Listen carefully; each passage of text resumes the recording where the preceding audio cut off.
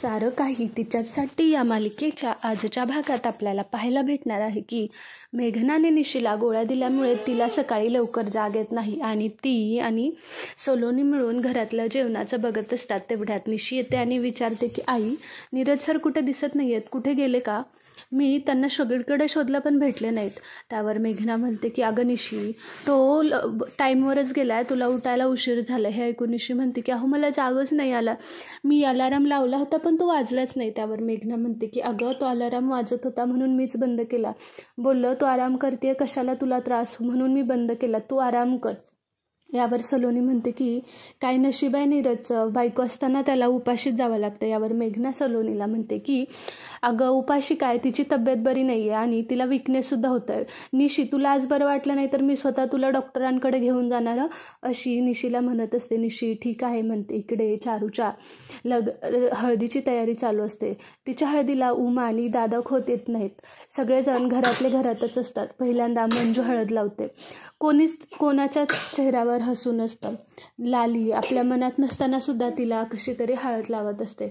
हे बघून कोणालाच आवडत नाही. यात लाली म्हणती माझी झाली हळद लावून, कोणाला लावायची असेल तर लावा.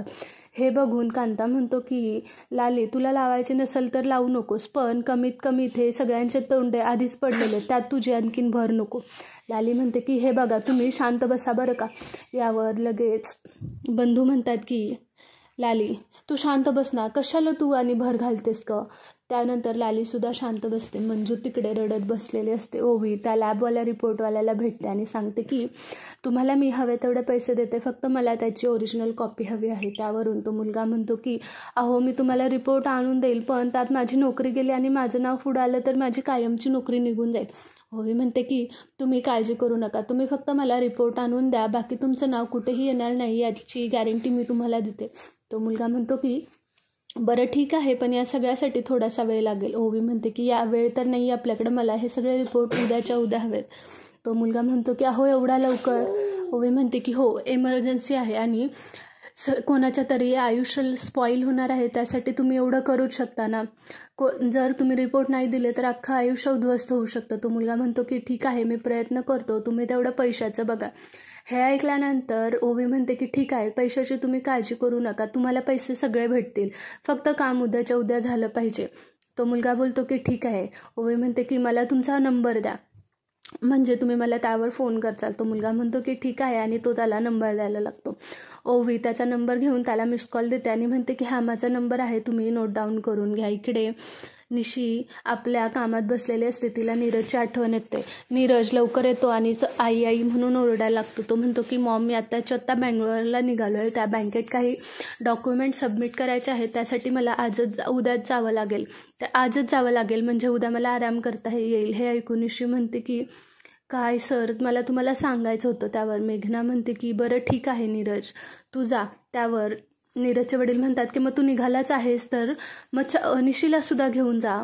त्यावर नीरज म्हणतो की घेऊन गेलो असतो, पण त्या सरांनी नंतर पार्टी केली आणि त्याला निशीला ह्या सगळ्याची सवय नाही आहे, त्यामुळे नको, तिला मी परत कधीतरी घेऊन जाईन. मेघना खुश होते. इकडे नीरज आपल्या रूममध्ये जाऊन फटाफट बॅग भरत असतो. निशी म्हणते की आजच मी यांना सांगून टाकते, जाताना त्यांना गुड न्यूज देईन. हे करून ती लगेच आपल्या रूममध्ये येते आणि सरांना म्हणते की सर मला तुम्हाला एक सांगायचं आहे. मला दिवस एवढं बोलणारच असते की त्याला निकीचा फोन येतो आणि ती अपडेट देत असते. ते ऐकून परत नीरज फोन ठेवतो आणि सांगते, परत निशी सांगायला चालू करते की अहो सर मला तुम्हाला सांगायचं आहे. यावर नीरज बोलतो की अगं तू अशी चोरून चोरून काय सांगते, तू सांग ना तुला काय सांगायचं आहे ते मी ऐकतो. यावरती म्हणते की अहो सर मला एवढं बोलते, एवढ्यात परत तिचा फोन येतो आणि म्हणते की निकी म्हणते की तू फॉर्मल सूट घे. हे ऐकल्यानंतर नीरज बोलतो की थँक्यू मला खूप आठवण झाली. हे ठेवल्यानंतर नीरज उभा राहतो आणि म्हणतो की निशी तुला काय सांगायचं आहे ते तू मला सांगू शकतेस. परत निशी सांगते, तेवढ्यात मेघना येते आणि तिला सांगून देत नाही. इकडे मेघना परत बोलते. मेघना म्हणते की अरे तू थोडा आराम केला असतास 5 मिनटं, निशीनं बॅग भरली असती. नीरज म्हणतो की अगं मला काय लागतं हे हिला माहीत नाही आहे, त्यामुळे मीच बॅग भरतो. मेघना म्हणते की हो बरोबर आहे, हिला या सगळ्याची सवय नाही आहे, माहीत नसेल. हे ऐकून निशी नाराज होते. नीरज आपल्या बॅग भरतो आणि जायला निघतो. त्यावर निशी म्हणते की आज पण सांगायचं राहून गेलं. नीरज गेल्यानंतर मेघना त्याच्या मागे जाते आणि निशीकडे बघून म्हणते की मी तुला माझ्या परीने सगळे प्रयत्न करणार, तुला मी नीरजला काहीच सांगून देणार नाही आणि नीरज माघारी येईपर्यंत या प्रेग्नन्सीला सुद्धा फुल स्टॉप लागला पाहिजे, असं म्हणून ती तिथून निघून जाते. निशी आराम करत असताना पुनीत हळूच तिच्या रूममध्ये येतो आणि तिच्या खूप जवळ जाण्याचा प्रयत्न करतो. तेवढ्यात निशीला जाग येते आणि ती खूप भीते आणि म्हणते की तुम्ही आत्ताच्या आत्ता इथून निघून जा. पुनीतला काहीच कळत नाही काय करायचं आणि इथेच सारं काही तिच्यासाठीचा भाग संपतो. तुम्हाला आपल्या चॅनलवरचे अपडेट्स आवडत असतील तर प्लीज आपल्या चॅनलला लाईक शेअर सबस्क्राईब करायला विसरू नका. थँक्यू.